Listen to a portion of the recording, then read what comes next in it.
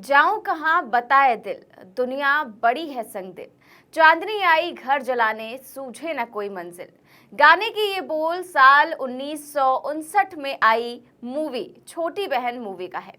मुकेश कुमार की आवाज में ये गाना बहुत लोकप्रिय हुआ था और 66 साल बीत जाने के बाद भी इस गाने के बोल अक्सर लोग गुनगुनाते हुए सुने जाते हैं। लेकिन दूसरी ओर देश के गरीब मजदूरों के सामने इस गाने के ये बोल 66 साल के बाद एक सवाल के रूप में खड़े हो गए हैं। इसकी वजह दिल्ली हाईकोर्ट के जज की एक शर्मनाक काली करतूत है। जज की इस करतूत से देश के गरीब मजदूरों के सामने सवाल खड़ा हो गया है कि क्या कभी उनको न्याय मिल भी पाएगा। क्या आप कोर्ट में भी देश के धन्ना सेठों के आगे गरीब मजदूरों की आवाज नहीं सुनी जाएगी। सवाल ये भी है कि क्या देश की न्याय व्यवस्था भी सरकारी विभागों की तरह पंगु हो गई है। क्या देश में भ्रष्टाचार की जड़ें अब न्यायपालिका तक को खोखला कर रही हैं। ये सभी सवाल हाईकोर्ट के जज के घर पकड़े गए कैश कांड के बाद उठने शुरू हो गए हैं और मामला इतना गंभीर था कि सुप्रीम कोर्ट के कॉलेजियम को दखल देना पड़ा और सीजेआई संजीव खन्ना को तुरंत कड़क एक्शन भी लेना पड़ा। तो हाईकोर्ट के जज का कौन सा बड़ा स्कैम पकड़ा गया है और सीजेआई संजीव खन्ना ने कौन सा बड़ा एक्शन लिया है, ये सब कुछ हम आपको अपनी इस रिपोर्ट में बताएंगे। साथ ही इस पर भी चर्चा करेंगे कि कैसे हाईकोर्ट के जज की काली करतूत सामने आई है। दिल्ली हाईकोर्ट के जज यशवंत वर्मा के सरकारी आवास में आग लग गई। उस समय जज साहब शहर के बाहर थे। उनके परिवार के सदस्यों ने फायर ब्रिगेड और पुलिस को सूचना दी और दमकल कर्मी जो है वो आग बुझाने के दौरान जब कमरे में पहुंचे तो वहां पर भारी मात्रा में कैश देखते ही सब हैरान रह गए। भारी मात्रा में कैश मिलने के बाद हड़कंप मच गया। दावा किया जा रहा है कि ये रुपए 3 करोड़ से ज्यादा थे, जिसके बाद इस मामले की आधिकारिक एंट्री दर्ज की गई। स्थानीय पुलिस ने वरिष्ठ अधिकारियों को सूचित किया, जिसके बाद ये खबर सरकार के उच्च अधिकारियों तक भी पहुंची और मामला इतना गंभीर हो गया कि पूरे मामले की जानकारी सीजेआई संजीव खन्ना को दी गई।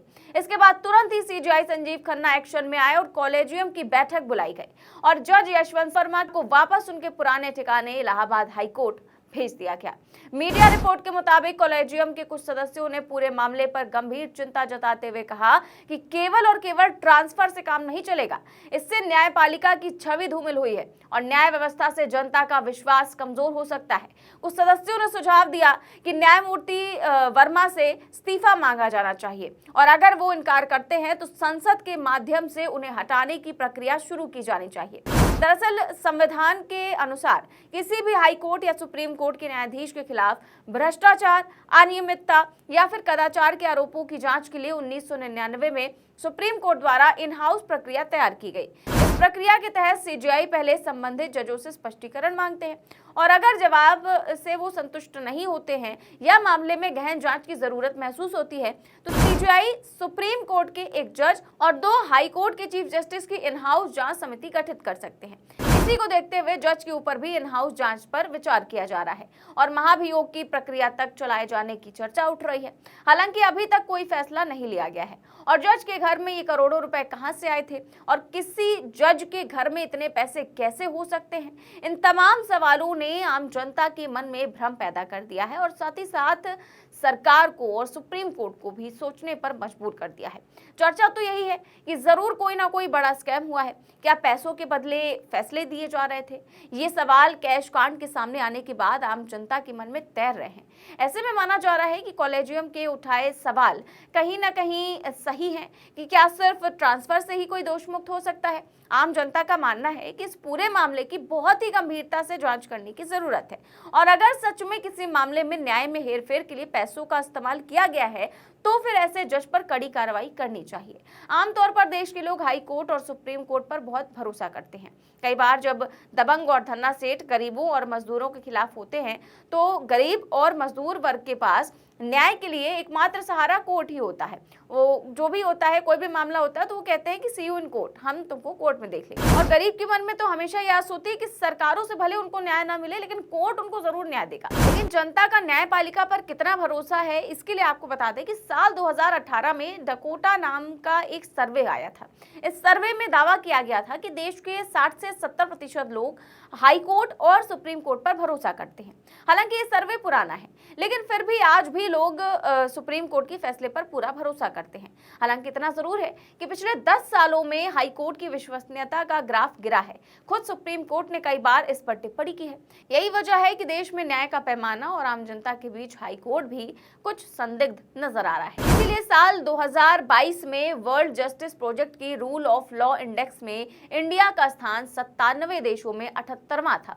ऐसे में वर्ल्ड की ये रिपोर्ट साफ तौर पर बताती है कि कहीं ना कहीं आम लोगों की आस्था कोर्ट के प्रति कम हुई। और अब ये जो दिल्ली हाई कोर्ट से मामला सामने आया है, उसके बाद तो जाहिर तौर पर लोगों के मन में और भी ज्यादा शक गहरा गया है कि आखिरकार एक जज के घर में इतने ज्यादा पैसे होना, क्या इसका मतलब यही है कि पैसों के जरिए डील की जा रही थी? और पिछले 10 सालों में तो हाई कोर्ट की हालत जिस तरह से बदली है, वो देश के लिए चिंताजनक है।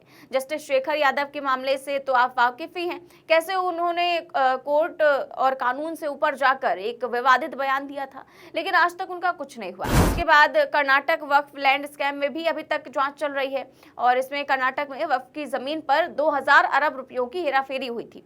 इसमें भी कई जजों के नाम सामने आए थे, लेकिन 13 साल बीत जाने के बाद आज भी इसमें फाइनल रिपोर्ट नहीं आई है। इसके साथ ही साथ हरियाणा में कैश फॉर जॉब स्कैम में हरियाणा हाईकोर्ट के एक जज का नाम जुड़ा था। जज पर नौकरी के बदले रिश्वत लेने का आरोप लगा था। जज को निलंबित कर दिया गया, लेकिन जांच में क्या कुछ पाया गया, ये आज तक जनता के सामने नहीं आ सका। अब क्या यशवंत वर्मा के मामले में भी कुछ ऐसा ही होगा या फिर कोई कड़ी कार्रवाई की जाएगी? आपका इस पूरे मामले पर क्या मानना है? क्या सिर्फ ट्रांसफर ही इतने बड़े जुर्म की सजा है? क्या ऐसे मामले की गंभीरता से जांच नहीं होनी चाहिए? क्या जज पर महाभियोग की कार्रवाई नहीं होनी चाहिए? क्या जजों के इस कृत्यों से आम जनता का विश्वास कोर्ट के प्रति खत्म नहीं होगा? अपनी बात हमें कमेंट बॉक्स में जरूर बताएं। देश और दुनिया की तमाम बड़ी खबरों के लिए बने रहिए 4PM न्यूज नेटवर्क के साथ। नमस्कार।